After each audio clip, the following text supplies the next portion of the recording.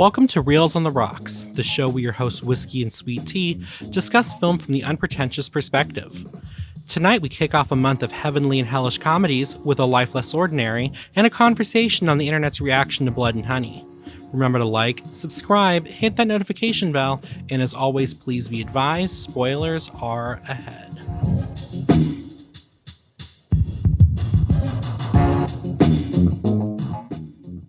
Hello, listeners, and welcome to our, as Whiskey so aptly named it, our month of Heavenly and Hellish Comedies that happen on accident. Just to give you a spoiler, we will be starting with the Heavenly this week. Oh, how could you have told? How could you tell? We've started a thing this year where we discuss something kind of like recently in the news, or something, current events, at the beginning of the show. So we'll get into that. But first off, what are you drinking for this episode? Okay, so sticking with the theme of our movie A Life Less Ordinary and certain symbolic and figurative things in it, I am having a Jack Apple Fizz.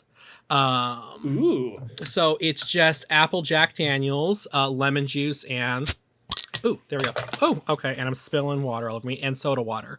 I actually had soda water this week, so I didn't have to add weird stuff to it. So I'm just going to top off my drink with that, and I should be good to go here.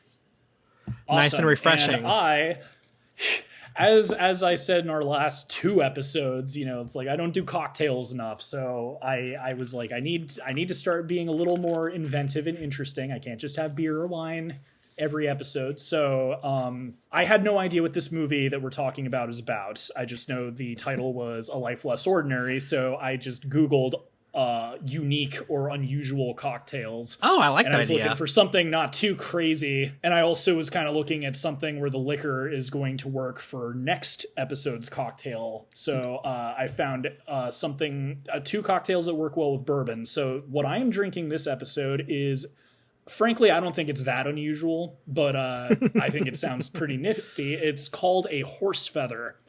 And so that sounds pretty cool. It's rye or bourbon mixed with ginger beer and a wedge of lime. And then the recipe called for a pinch of bitters, but I didn't feel like buying bitters. So technically I don't have bitters in mind, but whatever. It's still... and it actually looks it's a pretty looking cocktail, even with my humble setup. So I'm excited to try it. Oh, and I'm going to shout out, I got I wanted to be interesting with the bourbon I picked as well. So... making weird noises over there. Well, so sorry, I added my water to this when I sat down so it wouldn't get unfizzy, and then I'm at my desk, so I don't really have anything to stir it with, so I was stirring it with my ruler. So T is a mess, everybody. Leave him alone. A mess. Leave T alone. He's trying, okay? He's trying. No, so I didn't want to just get like Jack or whatever. I was like, if I'm getting bourbon, especially if I'm going to be making some nice cocktails these two episodes, let's get some interesting. So I got this stuff called Elijah Craig small batch Kentucky straight bourbon. Okay. 94 proof, so I might be a bit sloshed at the end of this episode. Oh my God. Get ready for hammered whiskey. Ooh. Yeah, no, it's in a very cute bottle. Definitely higher end, obviously in a small batch. So perfect for if you're making a schwanky cocktail. So that's what I'm drinking. Oh, here's an idea for the bottle. After you finish it, because the bottle looks nice, just fill it with apple cider vinegar. That way you can keep it on your liquor cart and look classy. So I just sipped this for the first time. Like I just got into this. Is delicious. This is such a good cocktail. And I don't even have the bitters in it. So anyone looking for something new, horse feather. Go back to it's so good. It's really good. I think it's the lime and the ginger beer really make it taste almost like it's really refreshing. Anyway, but so our first topic we're getting into is a little bit of recent news. I'm sure some, if not most of you, have heard of Winnie the Pooh, Blood and Honey. Oh my God, don't even get me started. Well, we're going to get you started. So I just thought it would be interesting because this was kind of months ago. It made headlines because the trailer came out and everyone was like, "Wow, this looks stupid. This looks bad. This looks all sorts of reactions, but it recently, within the last month, came out. It had a limited release, and there were a whole bunch of opinions on it. But I think the most interesting thing that happened, and I'll get into, like, I've talked about horror movies in the past feeling kind of like carnival barkers, like, hurry, hurry, hurry, come see the see the carnage. Shocking. And then you go, and normally I'm kind of talking about wide release movies. Back in the day, like, a lot of found footage movies were trash, but, like, they'd have the footage of the audience freaking out and all this, like, ooh, you'll never be the same after seeing this movie. And then you see the movie and it sucks, and then you feel like you've just been duped. That was me with Blair Witch. So not normally, like, usually I'm talking about, like, bigger movies. Like, right. The thing is, like, the level that this one was on was like the same level as like Asylum films, like Sharknado or something. This is something that goes straight to video, and but the fact it got a limited release was interesting because, like, the thing is, when you market a film that way, it works, especially when you don't spend a lot of money on it. I talked way back during, like, repeatedly actually, but like every time we've talked about a slasher film on this show, I've talked about how they are supremely lucrative because you just go out with a couple of young actors, a stuntman, and a stupid mask, and you basically print money. And and the movie might be good if you have a capable director and screenwriter. Like, you might actually have, like, again, with the big slashers in the day, we talked about Friday the 13th, and that's interesting because you have kind of a sympathetic villain with Jason. We've talked about the Nightmare on Elm Street films, where Freddy is sort of almost like a cartoonishly goofy character. So, like, there's ways of making it actually good, but horror movies, if you want to get into the fast cash, it's a great way to get rich quick. And obviously that's what this guy was doing, because, a Winnie the Pooh horror movie. But you have a lot of opinions on it, so why don't you go into it? I've got a little bit of background on the director and some research I did into the movie, but let's get into your, because you have a more impassioned take on this than I do. Well, I do.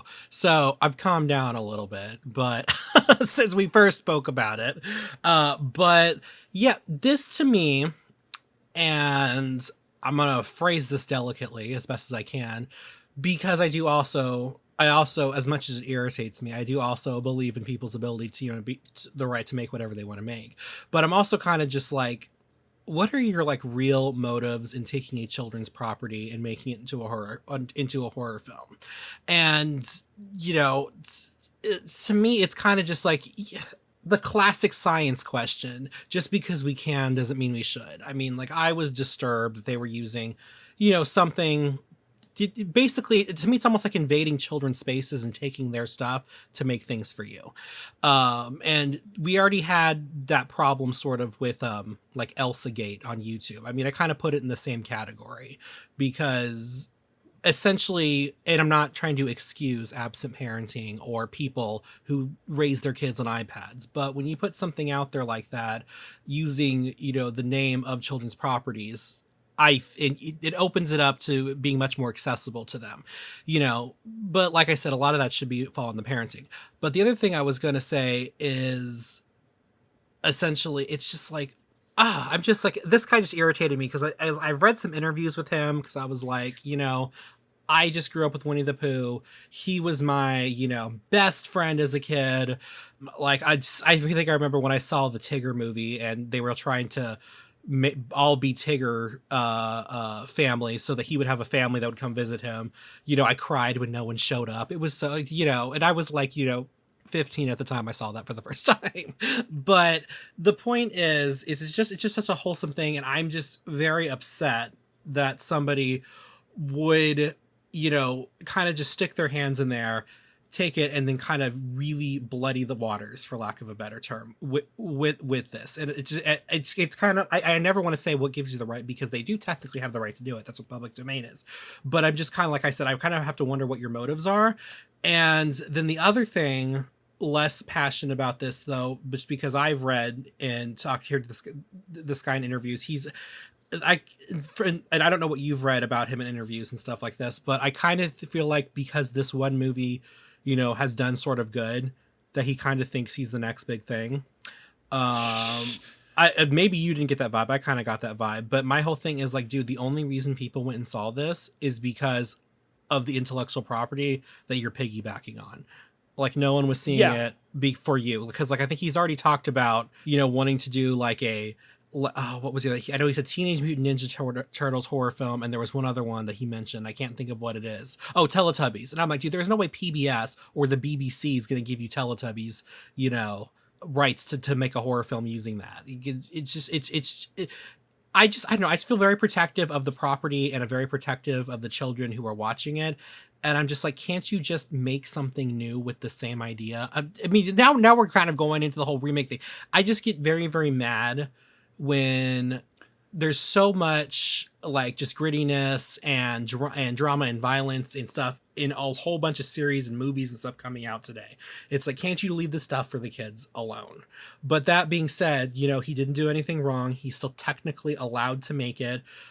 We don't have to be happy about it, but it's been around for 100 years. It's crossing the domain. There's nothing we can do about it, and we also kind of have to protect the right of that to happen, because then things like with people writing sequels and other that sort of stuff, or wanting to expand on stories, if we were to fight this, then all that's put in danger, fair use, all that sort of stuff. So it is an important precedent that he do be able to make this movie. But like I said, I'm just like, dude, what are your real motives here? And it's just, and like I said before, just because you can doesn't mean you should. And I hope in that kind of weird sort of tangent I just went off on, where I covered like 9,000 topics, I hope some of that made sense to you. One question I wanted to ask, like knowing that you kind of didn't like the idea of this movie existing. Obviously now we know it sucks because no one liked this, no critics, no fans, and I would believe a lot of people went to see this. I'm going to get into the numbers and everything in a sec, but this did do well. This was a success. However, no one liked it. With all the people that went to see this, it's got abysmal reviews on Rotten Tomatoes, IMDb, Metacritic, whatever. Everyone hated this movie. Yeah. So it just sucked. Penguin ZO hated it. But my question to you is, if this was good, by who knows how that would be. Yeah. But if this had scored well and if people had genuinely liked it, would that have changed your opinion about this IP being used in a horror movie? I feel like, because I like, can't. For instance, go ahead. For instance, one way I think this could have been made a good movie is if they went the goofy route. Like we just a few months ago talked about Evil Dead 2. Yeah. I feel like if it went for that tone, it probably also would maybe have softened, the moral outrage against it being a Winnie the Pooh horror movie. But like if it were more in that vein, or just, again, if it was legitimately a good movie from what everyone said, would that have changed your mind? So I can't predict alternate timelines. However, this is what I can say.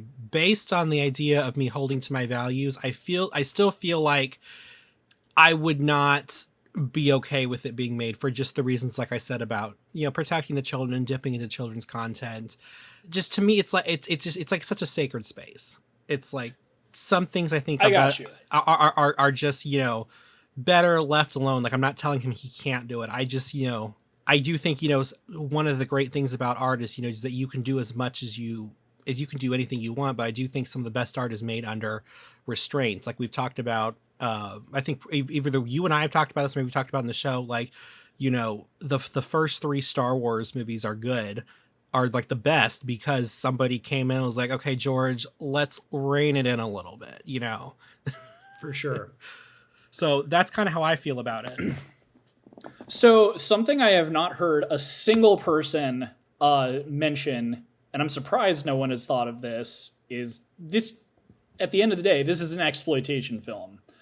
And that term has lost a lot of meaning over the decades, but it has not gone away. Like everyone, when they think of exploitation movies, they think of like what Quentin Tarantino really likes, but all they know about that is in the 70s, it's like, ooh, werewolf women on motorcycles, Black Samurai. But the thing is, what people don't understand, this was what that is you take something and make like trendy garbage out of it. That's what those movies were, you know, and it was stupid, you know, and again, like art is good or bad depending on who views it, but like it was cheaply made stuff that was made to get people into the theater, and then they'd get rid of it. And, you know, and people like Tarantino really liked those movies, and he kind of took that style and elevated it so that it was a good movie. Mm-hmm. But again, this hasn't gone away. I mentioned Asylum earlier. Asylum's a perfect example. Anytime a new movie would come out, there's Transformers, Transmorphers, War of the Worlds. They have a crappy War of the Worlds. Sharknado is a big thing. Mm-hmm. None of those movies are good. Even people who like Sharknado are not going to like defend it for being like high art or something. It's just funny. The idea, you know, like, and shark movies are popular. So I find it interesting that no one has really picked up on that, because these exist. Like if you go onto Amazon Video, or like there'll be like these horribly made like indie projects that were shot on like a DV camera, like Shark Exorcist or something like that. And they're there to dupe people into watching them on streaming platforms. Right. The reason this did well was because it was, for better or for worse, it was brilliantly marketed. You know, whether you hate it or not. Again, like the Winnie the Pooh is in the public domain, so this guy saw an opportunity. I'm going to make people really angry. Yeah. I'm going to do something really shocking, and it will give me free advertising because I won't have to do anything. Everyone will just talk about it. Yeah. It works. And I've talked about this like with mainstream films, how it's very like people complain all the time about how Hollywood just spits out the same crap all the time. Sorry, guys, it's because you keep going to see the same crap. It is much more likely than the 12th installment of a movie to do well than a new IP. Yeah. So the thing is, this guy's been making movies. This, and just for the monetary stuff. So Blood and Honey, Winnie the Pooh, Blood and Honey, its budget was roughly $100,000. And so far, because it hasn't come out on streaming yet, this is just from its limited 9-day run at the box office. It made $3 million. Yeah. And the sequel is already in production. It ran in 1,500 theaters from February 15th to February 23rd. And the director, his name's Rhys Frake. Rhys Frake Waterfield, excuse me. It's got a strange name. And he's been doing this for like at least a decade. Like he's just been making crappy horror movies. And besides, I gotta say, like, I'm kind of curious to see some of the non-Winnie the Pooh movies, because some of these titles are incredibly funny. And the thing is, he's also been targeting children's stuff before this. I wrote down 2 funny titles for movies he's made or making. One that I thought was funny is The Killing Tree. Oh, God. I'm guessing that's a Giving Tree spinoff, obviously. And then the one that I kind of want to see, he hasn't made it yet. It's upcoming along with the Winnie the Pooh 2, but Dinosaur Prison. What? Dinosaur Prison? I don't know, man. This movie sucked, but that one sounds promising. I don't know about you, T, but I would want to see Dinosaur Prison. That sounds genius. I don't know what it's about. I don't know if it's dinosaurs in prison or if it's like a prison where dinosaurs are guarding it. Right? Like, what is this? But that title's got serious potential. Well, if it's dinosaurs in prison, that dumb girl from Jurassic Park's gonna come in and free them all. She'll let them go, and she'll be like, "It's because they're like me." Oh, God, I know. I was like, "What an idiot!" My God. But go on. But weeks ago when you sent me the thing about him getting death threats, that was kind of where I really became more aware of the moral outrage to this film, which I find fascinating. Because why this film? Like, obviously, as I said, I could go back into IMDb and look for more, but he's done this before with like children's things. But why did this one get him the death threats? As a fan of video games, you get this a lot. It's like, oh, we decided to dress the character less scantily, and then the developers get death threats. Yeah. And it's really like, I think with this, it's more shocking to me because these are people that say that Winnie the Pooh is like sacred to them. And it's like, sorry, what would Winnie the Pooh think of you doing that? Let's pretend that he's a real living teddy bear. What he is? Do you think Winnie How the dare you? No, but do you know what? But you know what I mean. Yeah, like, I know what you mean. How would he react to you threatening someone's life over his, sanctity? I think we were having this conversation, and you were talking. I was also kind of thinking the same thing. I'm like, that's sort of ironic that they're like, oh my god, it's so sacred and so innocent. Let me axe you to death.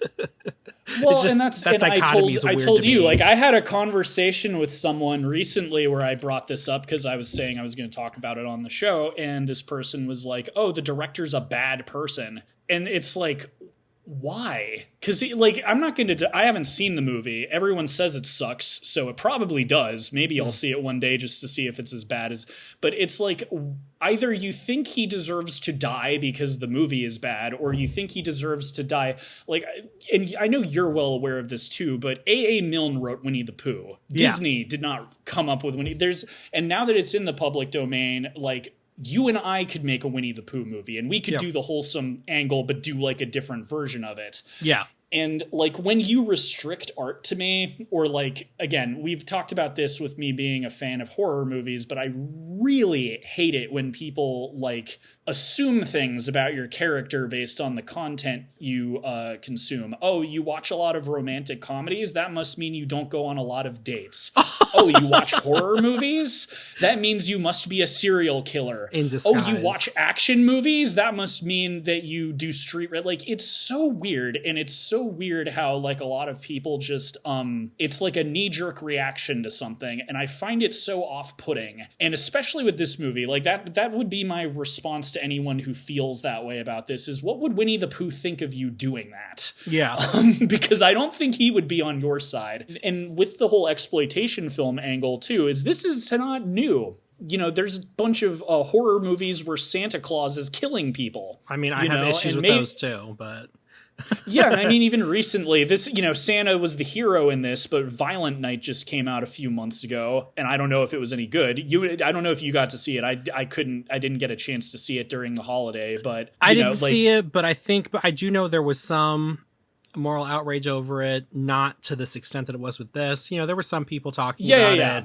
My mom mentioned like just because they would it was a big movie, and they would advertise it on the local channels and stuff like this, and she just said as a, not that we're that age anymore, but as a parent it kind of makes me wonder a little bit having to explain because you can keep the kids away from the movie, but like when you're just watching a sitcom on ABC and then some trailer comes up for that, you're kind of just like, well, you do kind of have to ask the question of, well, what do I tell my children about this? And it's no, and that is a valid thing. Like the same person who said that about the director was talking kind of the same thing about you, about like protecting the children.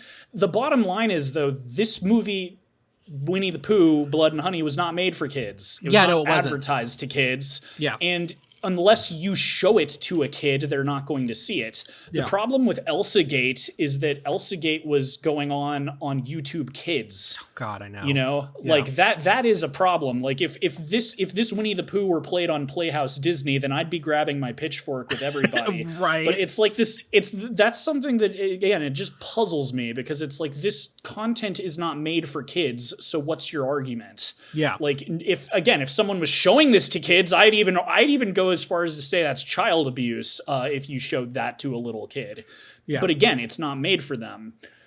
So again, like, that's the angle of this I just found fascinating. And anyone who kind of took, again, like you have a pretty even, and even when we were talking about this weeks ago, you weren't like saying he should die or anything. No. But it's just like, everyone who like got that heated about it, I just found it fascinating, because it almost seemed like a cognitive dissonance, of between... like, how dare you make this kid's property violent? I'm gonna kill you. It's like, and again, like I brought up I mentioned Violent Night, but there's a whole history of exploitation films.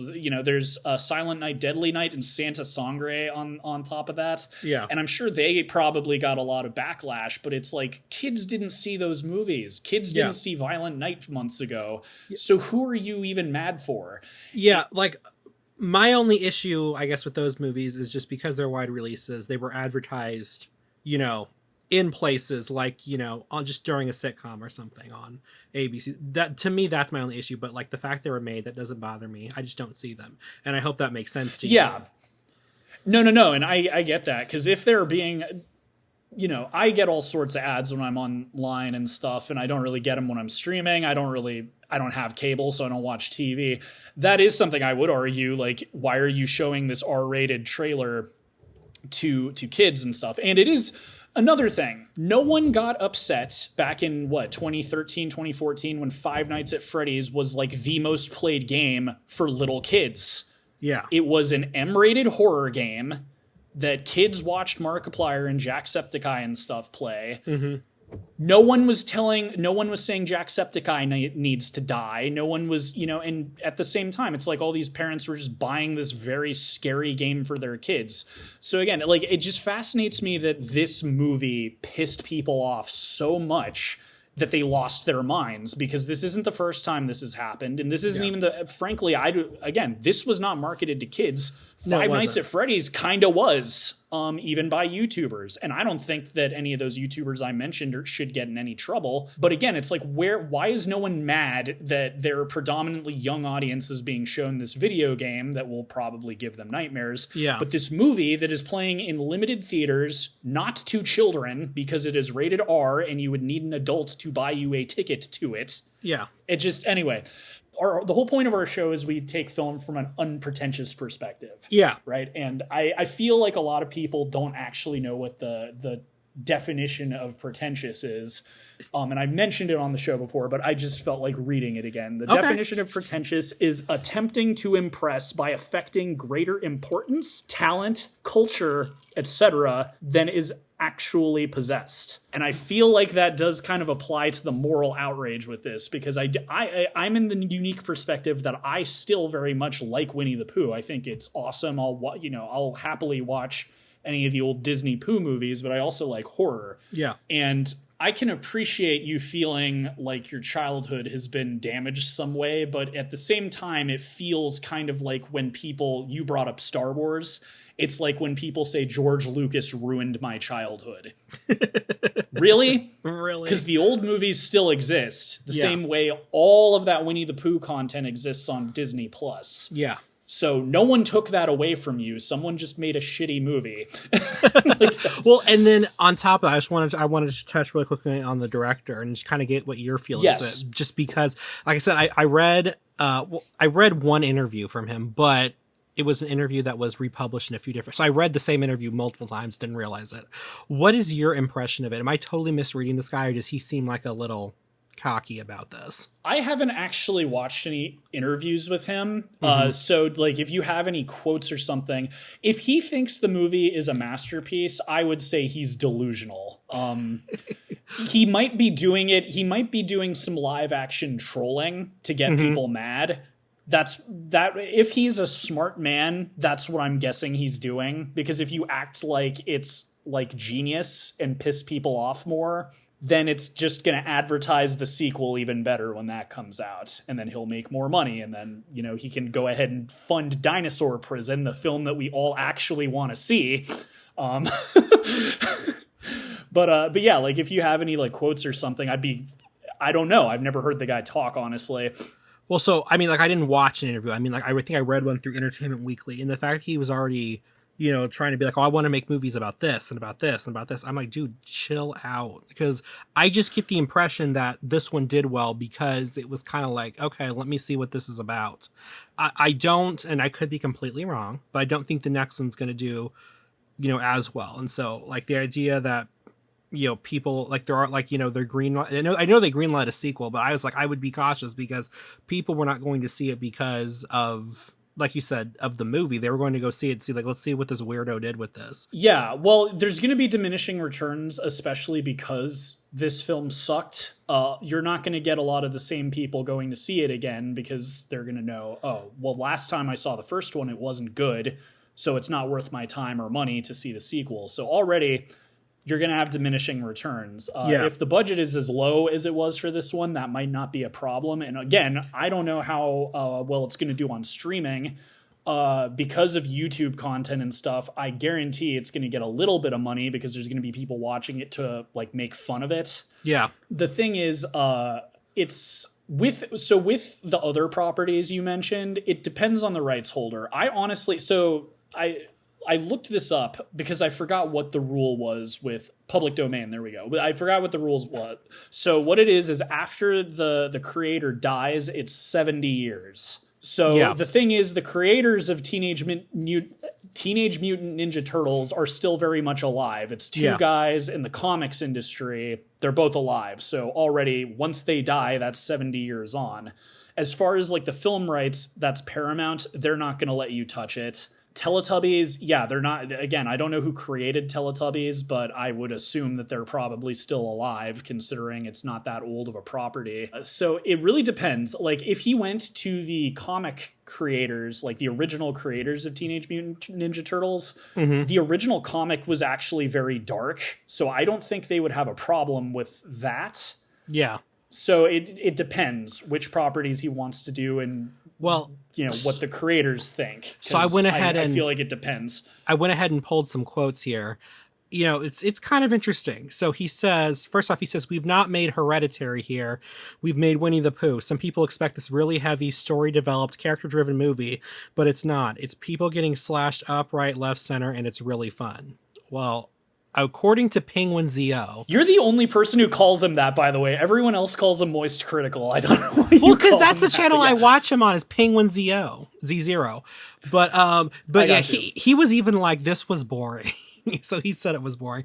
But then the other thing I was talking about is like this just seems pretty cocky. He says he and I guess his co-creator, whose last name is Jeffrey or first name is Jeffrey, have big plans for future horror movies similar to Blood and Honey and are working on creating a universe incorporating numerous beloved characters.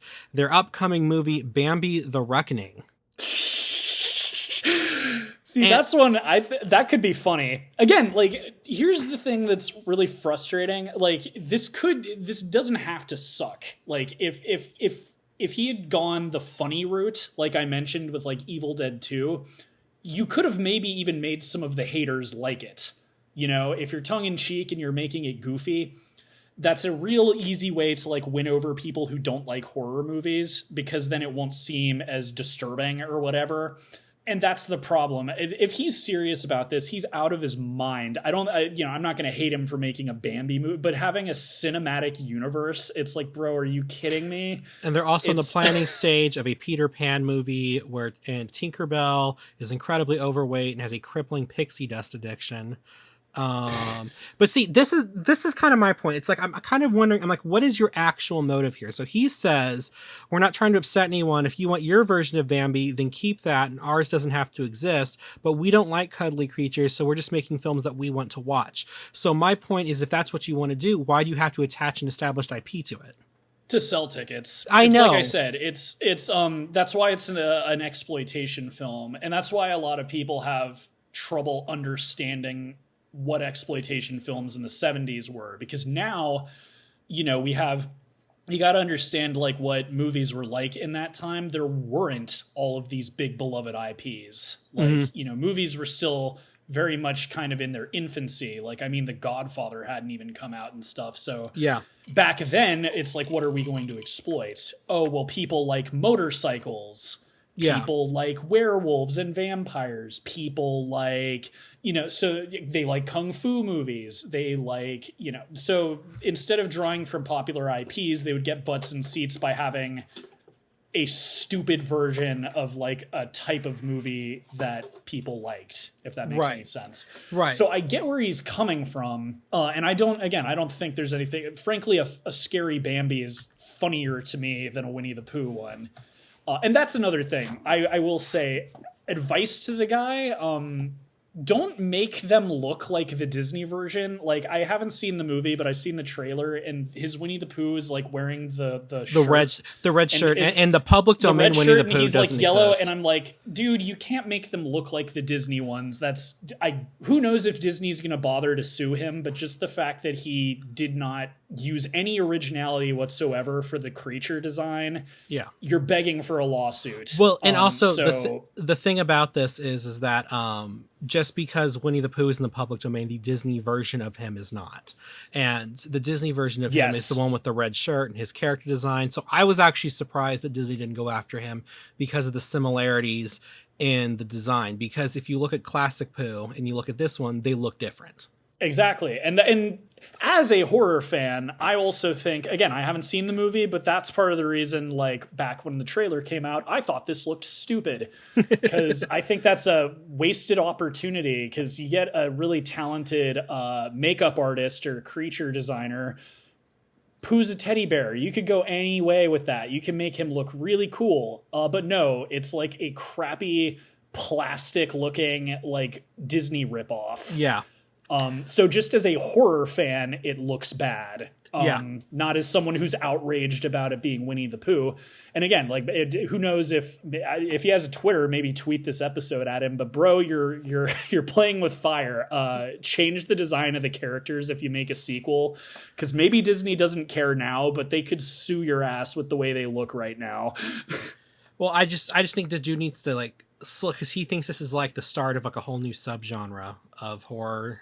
That I think I get the impression he thinks he's gonna be the leader of this, and I'm just like, oh my god, dude, calm down. You've done one movie that literally only did okay because people got moral outrage over it. So calm down. Again, he's dreaming if he thinks, first off, you're not original. There's tons of movies like this out there. People have been doing this for decades. Good luck to your cinematic universe. But no one liked your movie, so that's probably the first thing that you should fix is, like, have fun. It doesn't need to be Hereditary. It doesn't need to be Midsummer. It doesn't need to be The Lighthouse. Yeah. But actually make it fun to watch. Yeah. And as I said, like, the easiest way to win over haters is have fun with yourself. Make it funny. Make it goofy. Like, again, like, you don't like horror movies and you liked Evil Dead 2. Yeah. Because the sense of humor was there. Like, it didn't matter that, like, there were buckets of blood and with that farewell to arms scene that slayed me. And apparently that's more clever than anything in this Winnie the Pooh movie. But yes, it is. If this guy has a Twitter, I don't know, maybe send him this episode or something. But that would be my advice to you, man, is try harder. Mm-hmm. I don't think this needs to be high art. It can have fun, have lots of crazy kills in your movie and everything. But put effort in. Everyone, like, again, if this movie was as good as you think it is, people would be defending you. No one liked this movie.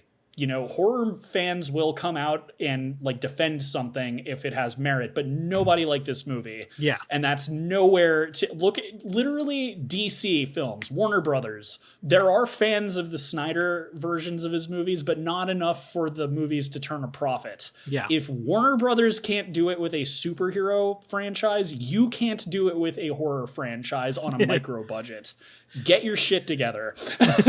Well, that being said, we are going to transition to the meat of the show. But really quickly, I just want to say the quotes that I read to you were from an article on radiotimes.com written by Adam Davidson. Just want to give credit where credit's due.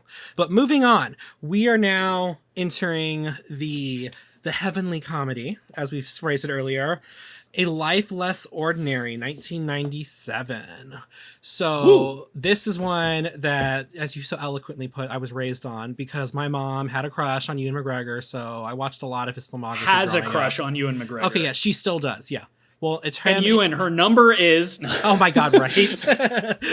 It's him and Nathan Fillion. But Ewan McGregor was a lot when I was a lot younger, so I saw a bunch of his more appropriate filmography. But this is one that used to run on, like, TV a lot. So I watched the TV edit when I was younger. But Lifeless Ordinary, 1997. So director, we have a big name here, Danny Boyle, who our listeners will, besides his other movies, will know from our show because we reviewed 28 Days Later in our first season. He also did Slumdog Millionaire, Trainspotting, etc., Shallow Grave. It was written by John Hodge, who also did Trainspotting and Shallow Grave. The cinematography was by Brian Trefano. I think that's how it's pronounced. He also did Trainspotting, Billy Elliot, and Shallow Grave. Music was by David Arnold, who scored Independence Day. He also scored The World Is Not Enough, Die Another Day, The New Casino Royale, and Quantum of Solace. So, he did a bunch of the Bond movies. The budget of this movie was, now we're going to kind of get into why a lot of people have not heard of this. The budget of this movie was $12 million, and it pulled worldwide $14.6 million. Well, I was going to, because that's the thing, I've never heard of this one. Never even saw it on TV. And I'm glad you caught the Danny Boyle thing, because if you hadn't caught that, I was going to be like, oh, do you remember 28 Days Later? I know. As soon as I saw Dan, as when I was doing my research, because I like will space out during credits during movies. When I was doing the research looking up, I saw Danny Boyle, and I was like, "That's 28 Days Later, isn't it?" And it is. And I don't know, I mean, what's crazy is that's only a few years after this movie came out too. Like, I'm sure he had a movie or two in between, but it's kind of crazy, like, stylistically. And we'll get into, when we get into my opinion, like, I'll get more into that. But yeah, I'm glad you caught that. But in case you also have noticed, this was a big reunion for a lot of his co-conspirators. Like, a lot of these people, except for the music guy, everyone. Trainspotting came out the year before, so it's interesting. I didn't realize basically all the same people almost worked on it, and Shallow Grave, and that's another big one. Yeah, and I haven't seen that one, but yeah, it's interesting. I'd never heard of this movie. I was curious if it did well, because I was like, is this a Danny Boyle masterpiece that I just had never seen or something? I do think that there are reasons that it didn't perform as well as his other ones that I will get into later, but this was neat. It's a very weird movie. Yes, it is. It is definitely a weird movie. It was not well received by audiences. Its opening weekend, expectations were huge for this movie because coming after the success of Shallow Grave and Trainspotting. I think this is one of his first forays into American cinema, and opening weekend it was 9th at the box office. And then we have over here Roger Ebert, who is quoted as saying, "A movie that never convinces us that it needs to be made." Anytime I can get a Roger Ebert quote just because of our whole rating system, I always do. We have this whole beef with a deceased person. As I said, man, he the more I learn about him, even going back to the Blood and Honey thing briefly, something I was even going to bring up is how during our Friday the 13th review, you brought up how he doxed the actress who played Jason Voorhees' mother. And that's the same energy as the death threats to that director. It's that's not okay. I don't care if you find the film morally objectionable. Fuck you. Yeah. But yeah, anyway, I'm not so. God, he is so mean. Which is fine. But he went on to say the plot's also a mess and it was tedious, which I don't agree with that. I mean, I do think at some points. Well, let me finish getting the rest of the facts out of the way first. Okay, so this currently sits with a 41% on Rotten Tomatoes. A 35% on Metacritic. We have the players of the film. Robert Lewis was portrayed by Ewan McGregor. Celine Neville was by Cameron Diaz. O'Reilly was Holly Hunter. Jackson was Delroy Lindo. And Neville was by Ian Holm. So that's kind of what we have. That's kind of what we have to go with first. So going off of what we just said, what was your, what's your off the street reaction, I guess? So as I said, this is a weird movie. I'm actually kind of happy. I've got more, the last two movies we talked about were basically masterpieces. Yeah. So it's nice for me to be a little bit meaner in this one. I think that's a little harsh. The thing is, this movie, we always recommend you guys listening watch the movie that we're talking about, but if for some reason you're just listening to us because you love us so much, this film is about two angels who get sent to Earth at a time when it's like, oh, divorce races are out of control, like nobody's in love with each other, and they're sort of manipulating this relationship to happen between this sort of oafish janitor who likes writing romance novels and the heiress to this vague fortune. We don't really know what her father does, but like she's rich, her father's a jerk, potentially a mobster,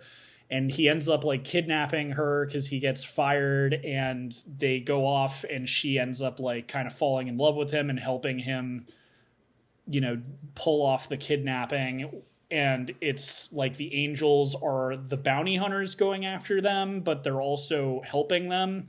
Yeah. So that's what the movie's about. And I think this movie is way better than it has any right to be. The interesting thing to me, kind of also based on the year it came out, was this sort of felt like the writer worked on Trainspotting before. I actually didn't know that because, like, every time we cover one of your movies, I don't do any research. I just let you tell me everything. But it's interesting because without knowing that, the vibe I kind of got from this while I was watching it was it sort of reminded me of like a modern screwball comedy that would come out in the 90s, sort of like Dumb and Dumber. Mm-hmm. But then Danny Boyle directed it. And that's a good thing. That's a good thing. This is a movie I think would have sucked if the people who were working on it weren't working on it. Yeah. Like if you put this on the hands of a less capable director and less good actors, this would have been a train wreck. I think that there are like genuine problems with it, but I think the weirdness, have you seen Trainspotting? That was something I was thinking of us talking about on the show in the future. I have not watched it. I know of certain things about it, like the infamous toilet scene, but so like Danny Boyle, another thing that's always really interesting is to watch a director's early work. Because, like, for instance, like Wes Anderson, everyone knows what a Wes Anderson movie looks like. You know, you got the kind of dollhouse aesthetic to the sets. Everything's super bright and colorful and symmetrical and almost like something out of a kid's book or something. But if you go back to his earlier movies, he didn't have a budget. He couldn't do all of that. So there's like elements of his style that exist, but he hasn't really gotten it yet, you know? And it's the same thing with like other movies too, like Jaws, like one of Spielberg's first movies. You have that really good kind of adventure sort of vibe to the movie. You've got the really good characters and the interactions between them.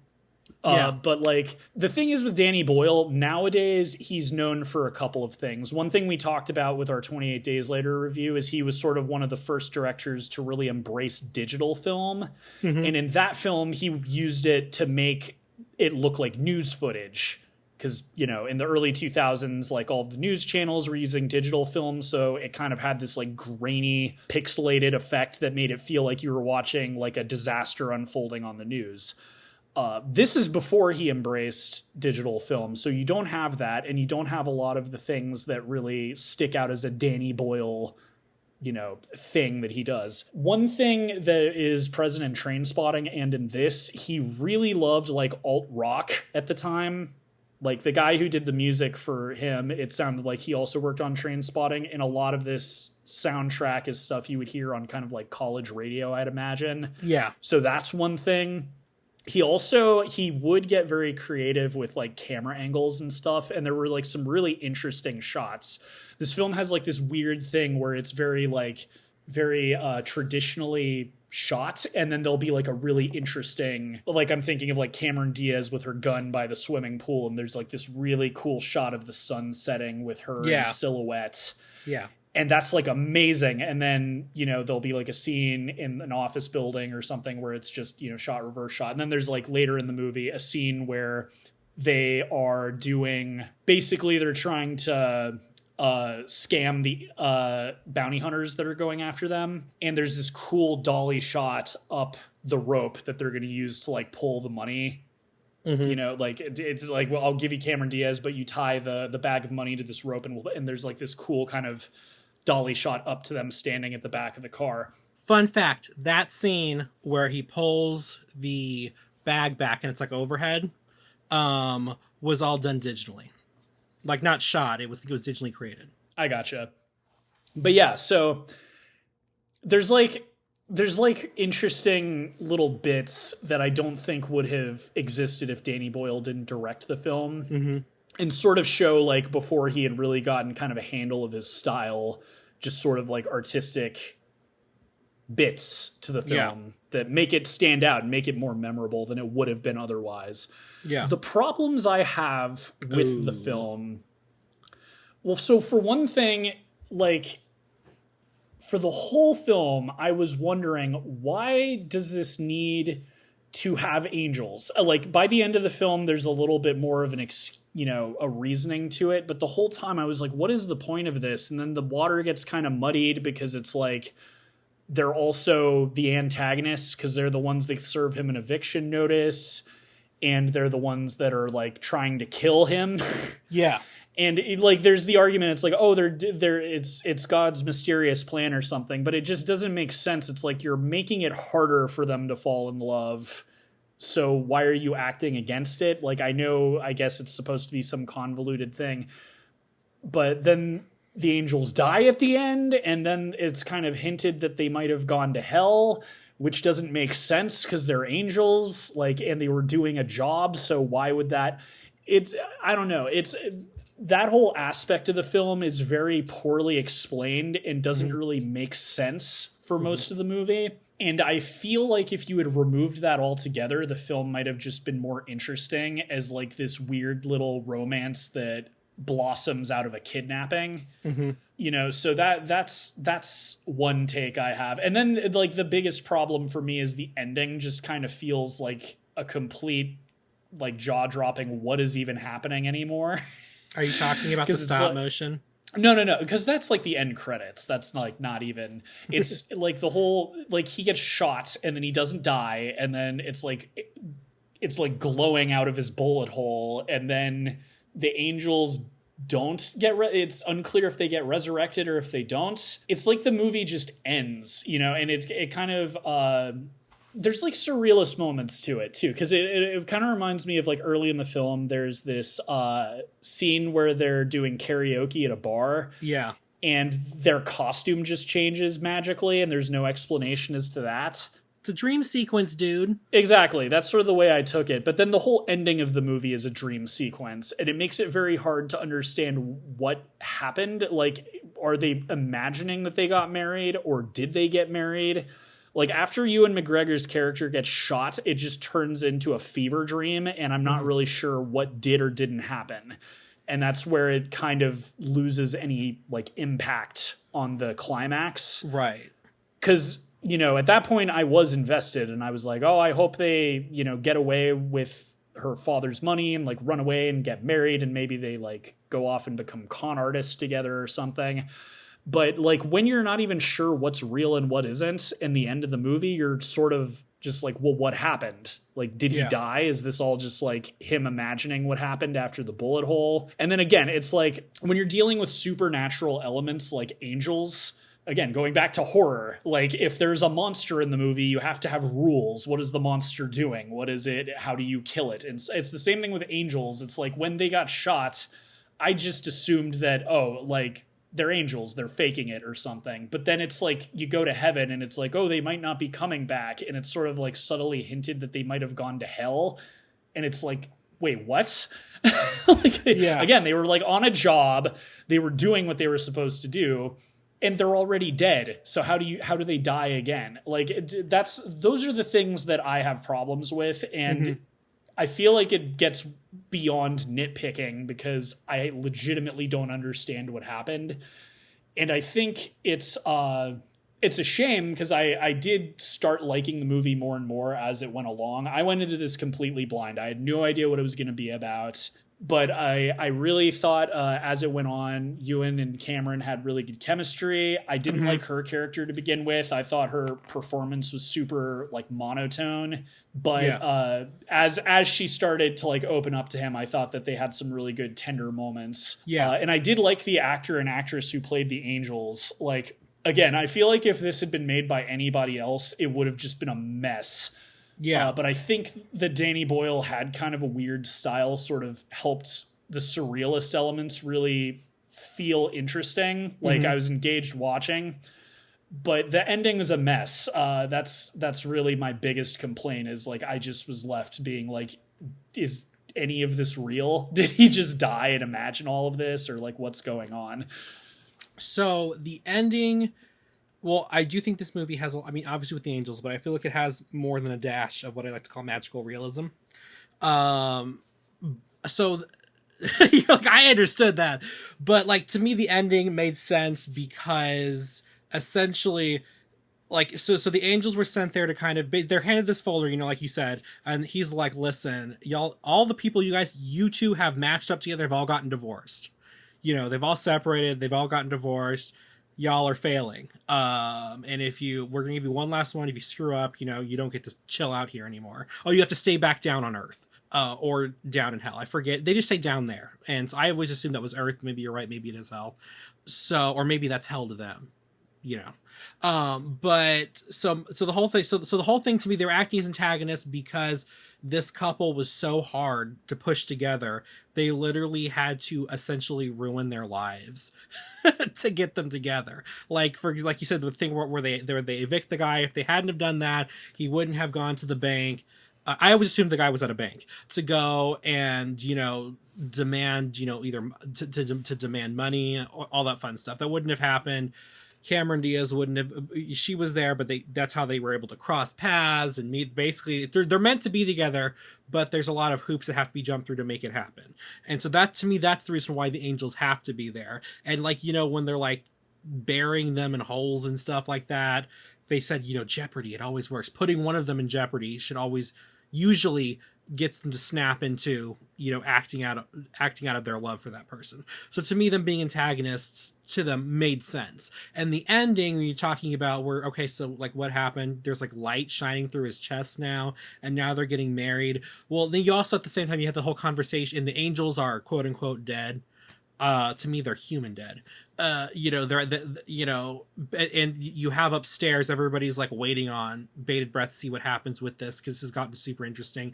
And so the Archangel Gabriel, he puts a call into God and basically says, look, I need you to step in here and make this happen. And so to me, that's why we have the light shining through his hole, even though he shot through his heart. The character of God stepped in and, bent the rules of reality to make this relationship happen. So to me, that's why I wasn't as confused by the ending. And then because they got together and they fell in love, the angels were able to come back to life. I know that's kind of weird. If they're angels, they're already dead, etc., etc. That's one of those things where you kind of have to be like, don't ruin the story with me. Don't ruin my story with your logic. But they come back to life. They come out of the body bags, and he's like, oh, thank God we can go back. It's horrible down here, or whatever. I guess to me, I wasn't as confused necessarily as you were. It's definitely very off kilter. Some of the stuff you just mentioned happened while the credits were rolling, and that's where it's like, is this... Again, like, if you're going to do that, that's fine, but, like, that should be an important piece of the story, that the angels were... Because, again, I know the scene you're talking about where they come out of the body bags, but that's when, like, that's after the stop-motion cartoon, So some people might have even left the theater by that time. Yeah. I honestly was actually, like, kind of waiting until everything was over just in case I missed something. So, like... And then there's like stylistic elements that I feel like kind of hurt the film too. Like, for instance, I understood that when he was being buried, and they were going to shoot him and stuff. It's like, oh, conflict. I forget what the line is, but like jeopardy, it always works. They did this thing in that scene where she's not talking. She's like telepathically communicating. It's literally, I'm always nagging you to see Dune, but in the old 1984 Dune. So if you ever read the book, like there's like a bit where in the book you hear people's thoughts, like it's italicized, and you can kind of know who's thinking things in the book. The way they tried to do that in the old Dune movie was to have them whisper their thoughts, And it was weird. And I remember even seeing that movie as a kid, and I thought they were like communicating telepathically. It's strange. Like, and I'm guessing that's kind of what they were trying to do with the angels. Yeah. But again, I was like, I understood the concept. They're trying to bring these two together by like messing with their lives. Yeah. But it wasn't really clear how what they were doing was going to bring them together. Mm-hmm. The only times it was like, and then that's the other thing too, they like conflict with themselves because like all they're doing is like adding complications to their lives, but then they like write a poem and send it to Cameron Diaz, you know, in hopes that you know she'll think it was him. Yeah. And that was kind of a cool moment too, where it's like he's too honest for his own good. But it's like, which is it? Are you guys going to try and push them together by lying, or are you going to try and make them like each other by, you know, do you know what I mean? It was like inconsistent, and it like from the beginning you are told what is going on. Like, these are angels, they're trying to get these two to fall in love. Yeah. So I got that, but like for the whole movie I was just like, how is this going to make them fall in love? You know what I mean? I feel like, and even kind of reflecting on it now, the whole time I was watching the movie, I was like, because while I was watching the movie, I didn't know if the angels were actually going to be an important part of the story, or if it was just like added stuff to this love story that didn't need to be needed. And by the end, you know, with Gabriel calling in a favor and stuff, it's important to the climax of the movie that there's like a supernatural element. But one thing I was thinking the whole time watching the movie was like, could this have been a surprise? Could this have been like, you know, like a twist to the ending? Like, did we need to see heaven, and did we need to see like an office building with all these people in white talking to God on a telephone? Or maybe we just start the movie with, you know, the hijacking, the kidnapping. Yeah.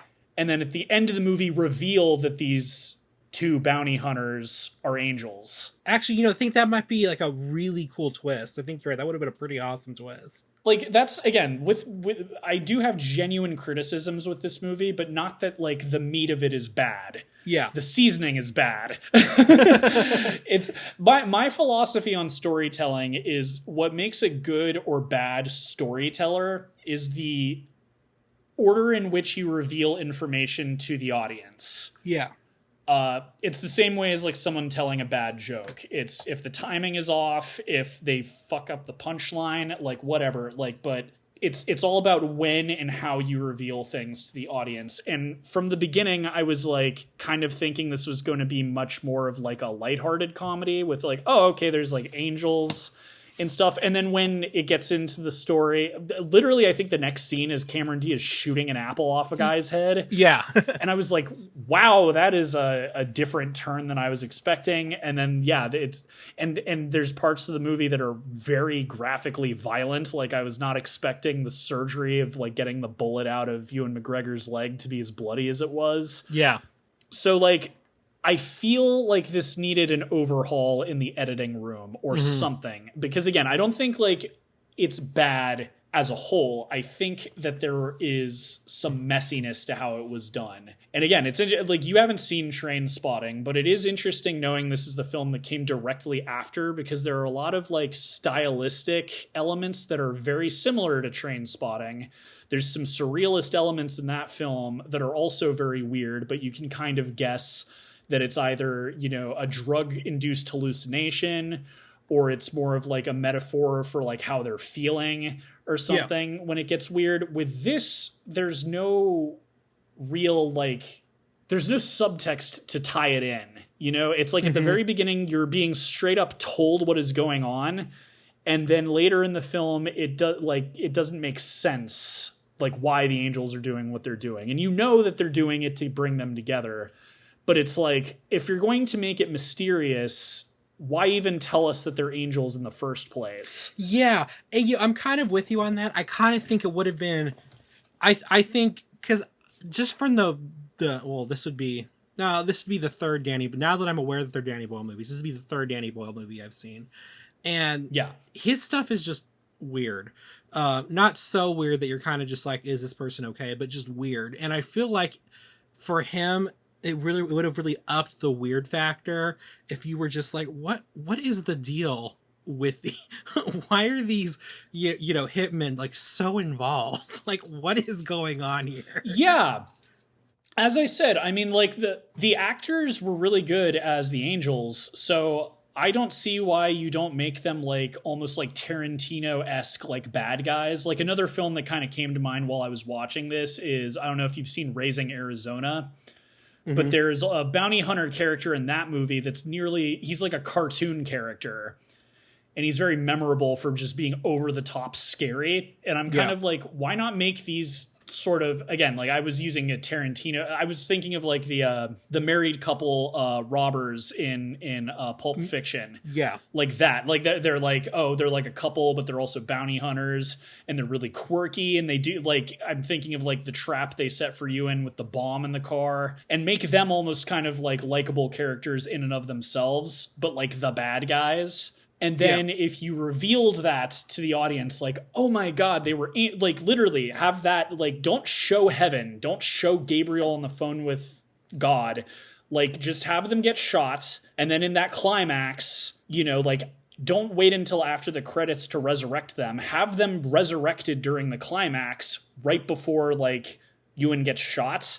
And have the whole thing just be like, whoa, like it probably, I could see that turning some audiences off, but at least it wouldn't be like confusing. The whole movie would feel really like straightforward up until that point. Yeah. So again, I could see that really upsetting people, like, oh, what the hell? And then they were angels at the end. Yeah. But I feel like if you get like a good emotional connection with the characters, like you would just be sort of happy that they were resurrected at all. And also it'd be like, oh my God, they were like the little cupids all along, you know, like messing with them. And also like it would kind of, again, like I feel like almost the suggestion would fix everything too, because it could have been framed that sending the poem to Cameron Diaz was not a way of getting them together. It could have been a trap. Right. And I was thinking that too. To get them so that they could catch them. Yeah. You know, so like the whole reveal that they're angels would literally recontextualize everything you've seen them doing in the movie. Yeah.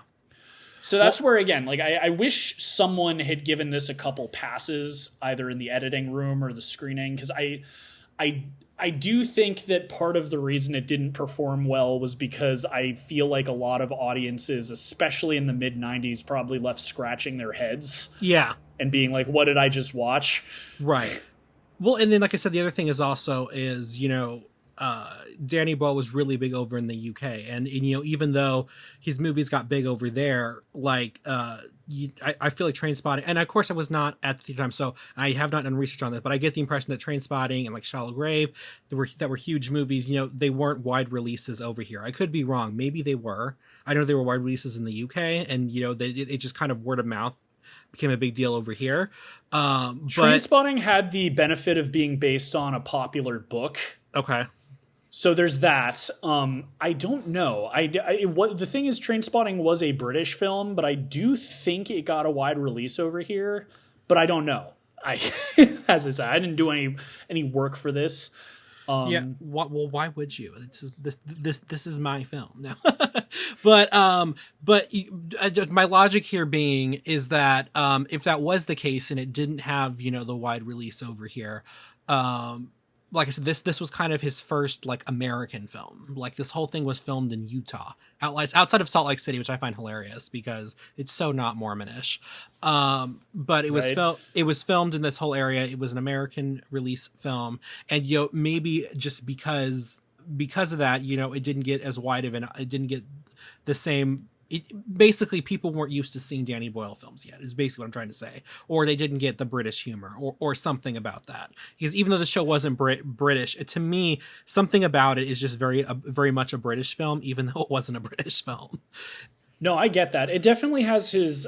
Because that's the thing about Trainspotting is you wouldn't think that it is because it's about heroin addicts, but it is a dark comedy.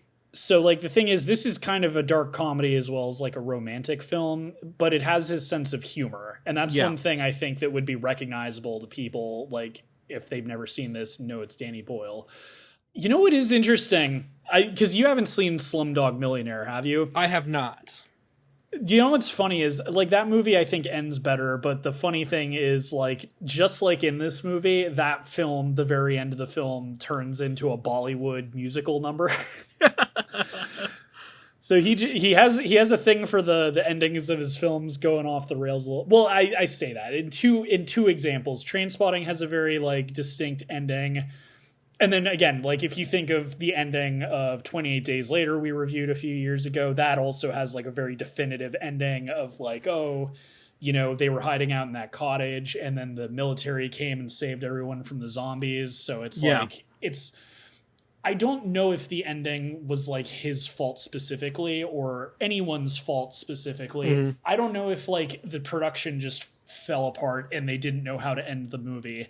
Yeah. But to me, that is like the problem, because it just, even knowing what's going on, it just turns into a fever dream where you don't know if it's all just imagined or not.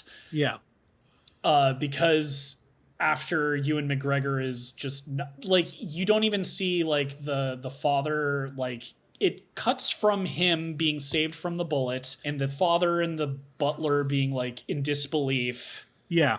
To them in front of a green screen talking about their philosophy of love. Yeah.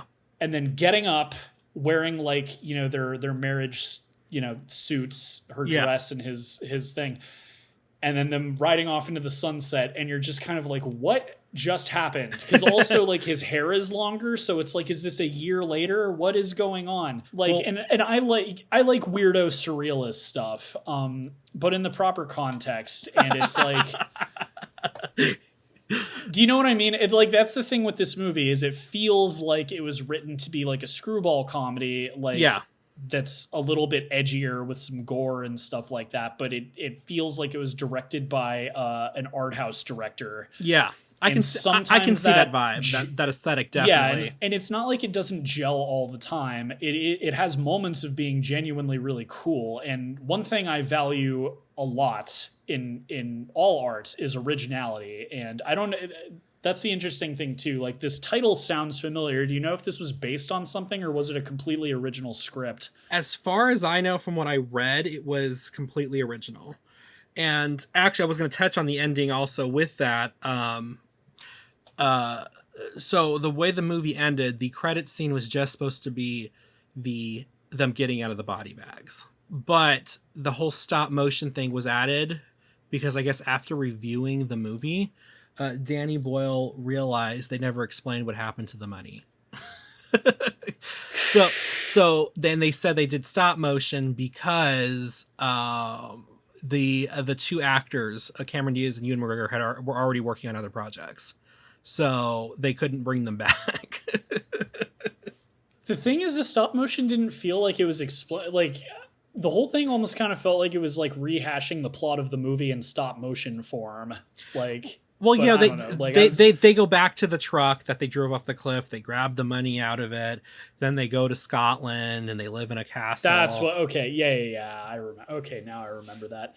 Yeah, that's the other problem too. Like, that was kind of a thing for a while, like in the 90s and even the early 2000s. Like, I remember in a lot of comedies showing the bloopers during the credits was like really popular. Yeah, it's, in my opinion, like, tell the story before the credits start rolling. Like, because once the credits start rolling, some people are going to lose interest and leave. Mm-hmm.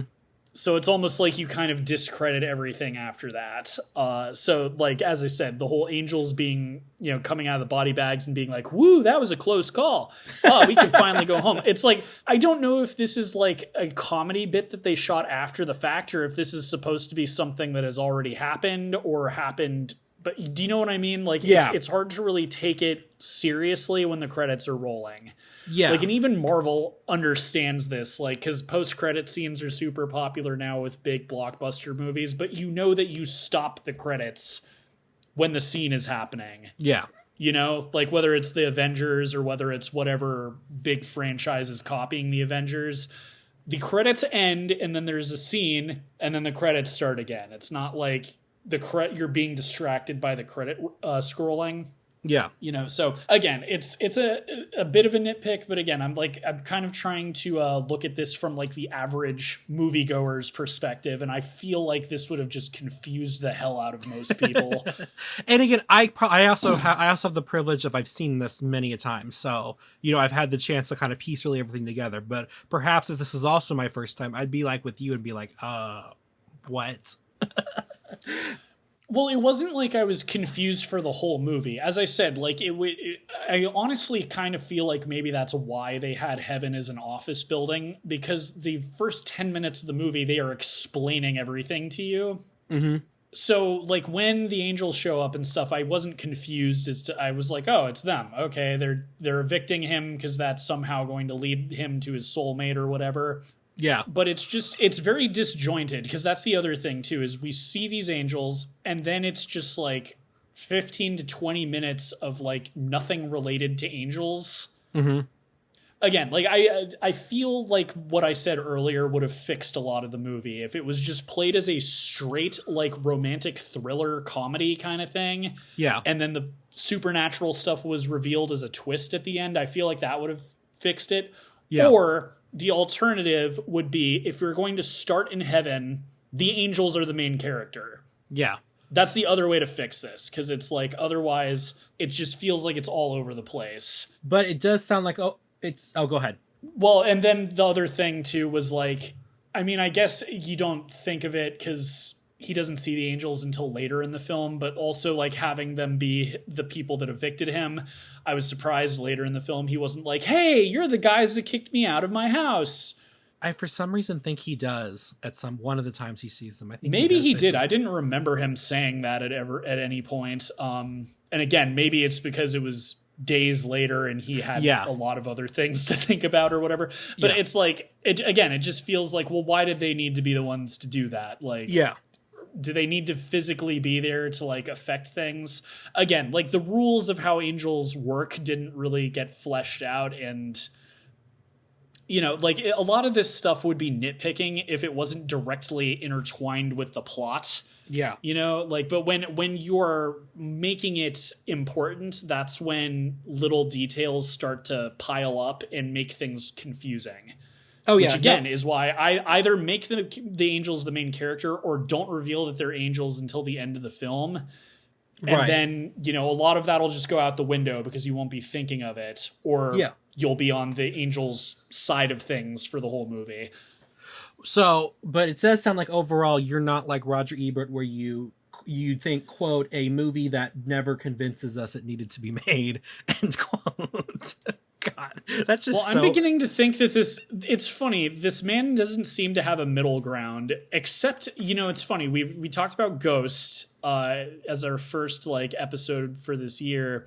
And that is like everyone thought that movie was great. Box office wise, it was a huge and again, like I've watched that film in film classes. Like it is used to teach like editing techniques and stuff. Right. So it is a classic. So it's just funny that he would give that a 2 out of 4. Yeah. So, you know, when retrospectively, I think a lot of people would say it's like a very technically perfect movie. Yeah. And I'd agree with that on too. Yeah. I mean, that's the thing. He's a critic. He's not the movie Bible or anything. Like it's what he says does not go. A lot of movies he's reviewed very low have, you know, gone on to be classics. I mean, literally last episode, Harold and Maude, he gave like a 1.5 because he thought it was gross. Ugh, and he gave Hal Ashby's address out for people to send him death threats, you know, because that's what you do when someone directs a bad movie is you threaten to kill them. That's what we've learned. We've learned that today with both movies. Well, like I told you before the show, I didn't have like a lot of like background and stuff to go on because since this movie didn't do so well, there's not a lot of talk about it. But I did find somebody just talked about it briefly. They did a short thing about it on a website called Set the Tape by articles written by Byron Pitt. So she or he, I don't know what they are, because Leslie could go both ways. They basically said, you know, they were kind of just like, it wasn't a great movie, etc., etc. But I hated this line. They said nothing is particularly memorable, and I'm like, person, did we even watch the same movie? One of my favorite things in this movie is Cameron Diaz. I just love how she's just so bothered by being kidnapped. And she's like, I love how she's like, what is your first kidnapping? What is the first rule of kidnapping? Ask for a ransom. And we have that whole thing where she's trying to teach him how to make a ransom call. And then she really changed my mind through the course of watching this. It's funny, like, you know, as I'm watching these movies, I'm kind of thinking as I'm watching what I'm going to talk about. And I was going to be like, for most of the movie, I was thinking, wow, this might be the worst performance I've seen out of Cameron Diaz. But as she warms up to Ewan's character and like gets more, you know, emotionally attached and sees him as kind of like this pathetic guy that needs her help. Yeah. And you learn things like how she's been you know, she's been the person who's been left in a relationship and all this. She warmed up, like, and that's the thing, like in the 90s she was like the it actress. She was in The Mask, she was in There's Something About Mary, she was in all sorts of stuff. And so watching this, I was just like, man, her performance is so disjointed and monotoned. But by the end of the movie I was like, nah, it's really good.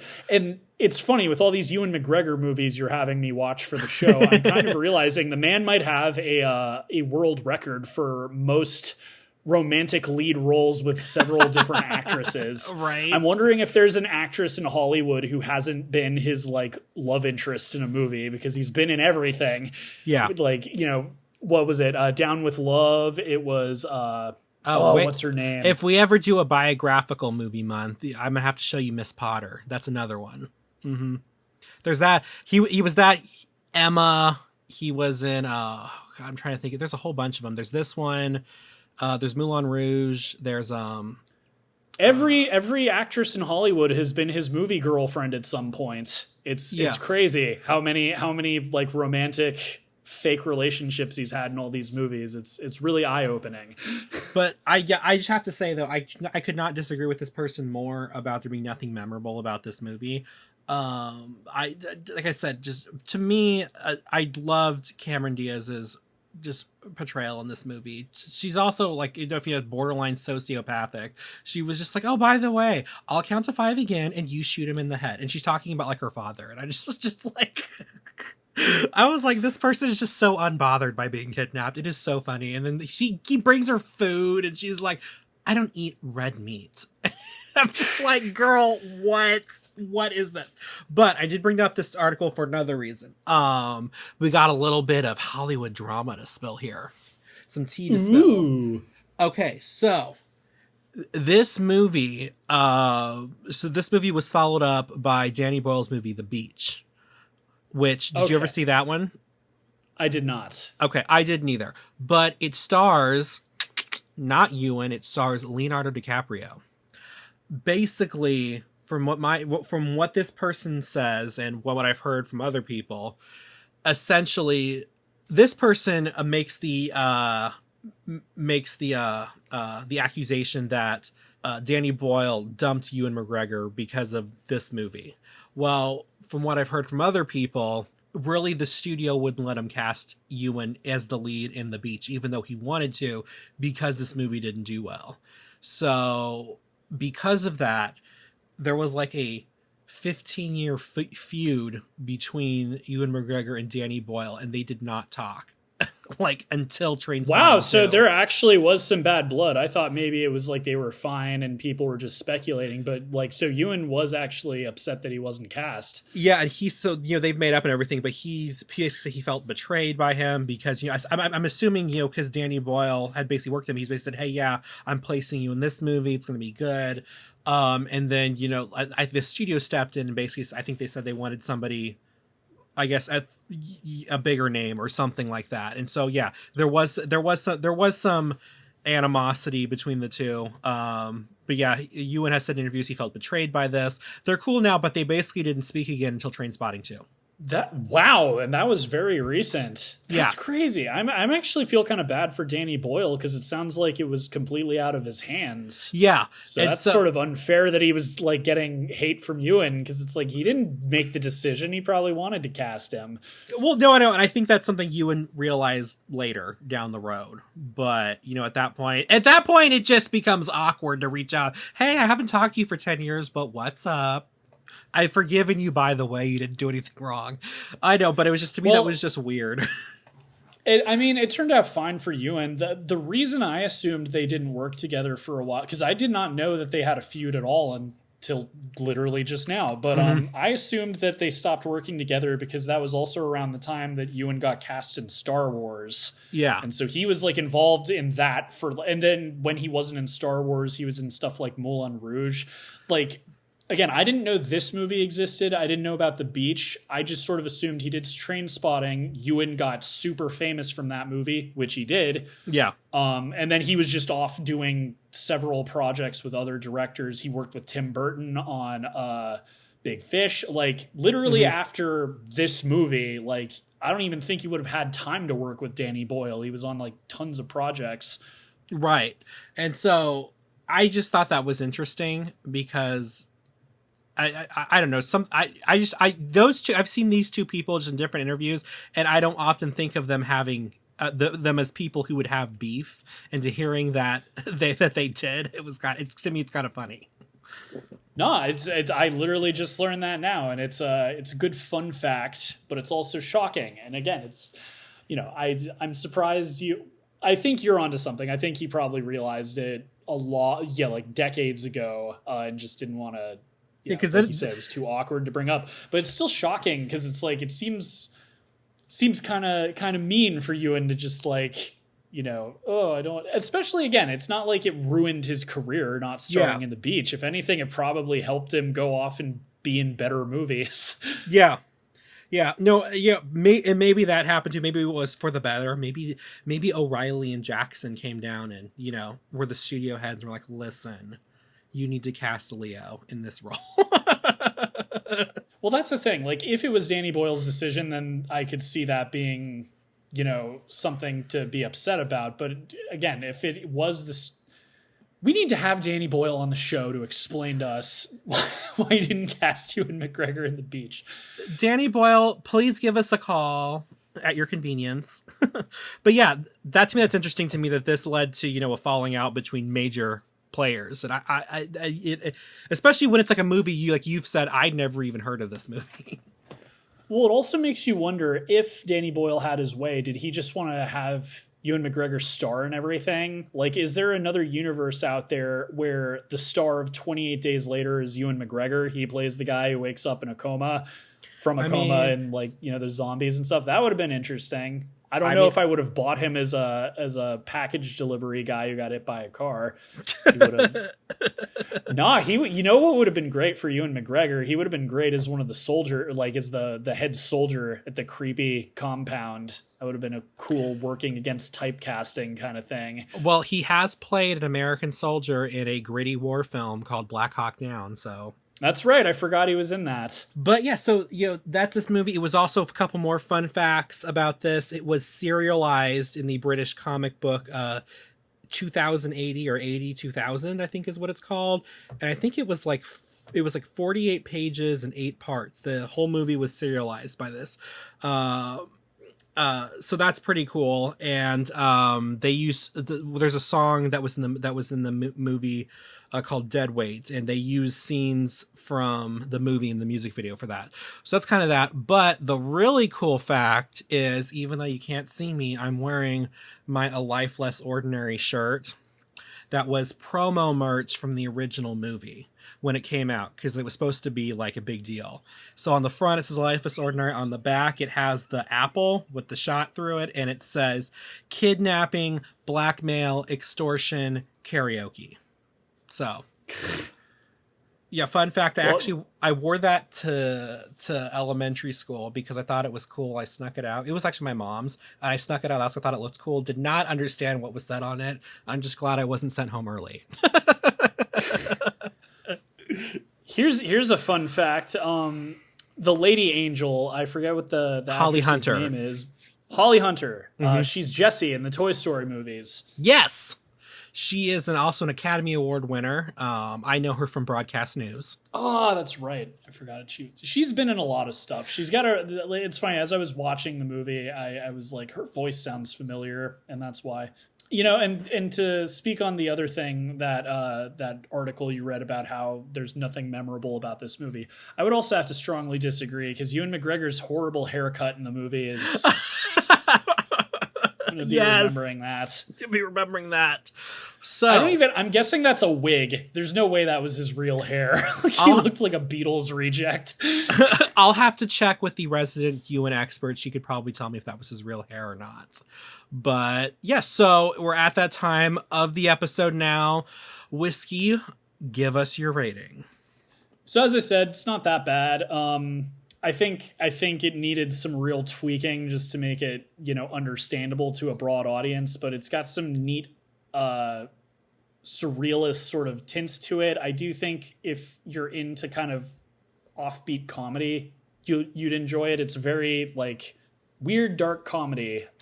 And if you like Cameron Diaz, Ewan McGregor, these are good performances. Also, again, this is a crazy star-studded cast. You had Stanley Tucci, Holly Hunter. There's all sorts of stuff. I think it has some genuine problems that I do think contributed to it performing poorly at the box office, but I don't think it's utter garbage. I do I think it's fine. It's probably not going to be a lot of people's favorite movies, but it's for what it is, it's pretty good. And as I said at the beginning of this review, I think if the people involved, actors, writers, whoever, hadn't been involved and this had just been given off to like a rent-a-director, it would have been an utter piece of crap. Yeah. So I will give it like a 2.5. It's a little bit better than average, but it's got some problems. So on that note, I will give mine as 2.75 pitchers of sweet tea, because I will agree with you. I do think that for me, though, it's less the stuff you said. To me, it's more, I do think there's some pacing issues in certain parts. There were some pacing issues, but for the most part, this is a pretty enjoyable, fun movie. And maybe because I grew up with it, but it's kind of like chicken noodle soup for me. It's very comforting. It's a comforting movie, No, I feel that when people are prank calling people and making, kidnapping ransom demands and dialing the wrong number. Just remember, you got to say, hey, mother, you're sending fingers. Sending it back, piece by piece. Hangs up. See, it's just that easy. But I love, she's like, okay, this is what people did the first time they kidnapped me. Right. But when she does say, though, oh, he waited 6 weeks to get me back or something, that reminded me of, I don't know if you ever saw All the Money in the World with I think I have. Yeah, that's with one Sounds familiar. One of the Gettys is kidnapped, and it has Christopher Plummer as the patriarch. Oh, okay.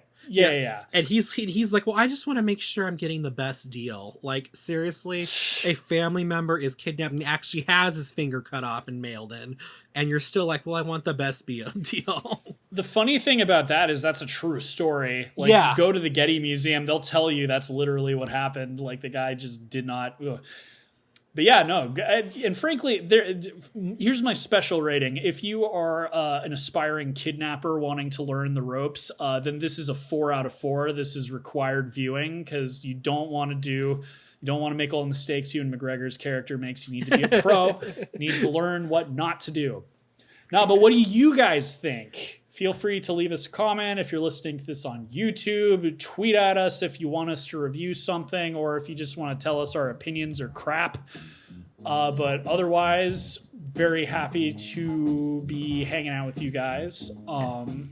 Same. Yeah, I've been Whiskey. And I've been Sweet Tea. Keeping it Kino. And suck it, Scorsese. Bye, guys. Bye. Talk to you next time for a hellish comedy. Exactly. See if you can guess which one it is. But until then, peace. Bye.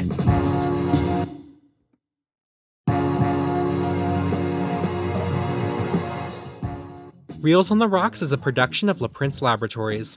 It is produced by Alejandro Castillo, edited by Andy Reisfeld, and features original artwork by Ace Esparza and original music by Pat Mars. Follow us on Twitter at Reels on the Rocks, and tweet at us with any movies or topics you'd like us to discuss in the future.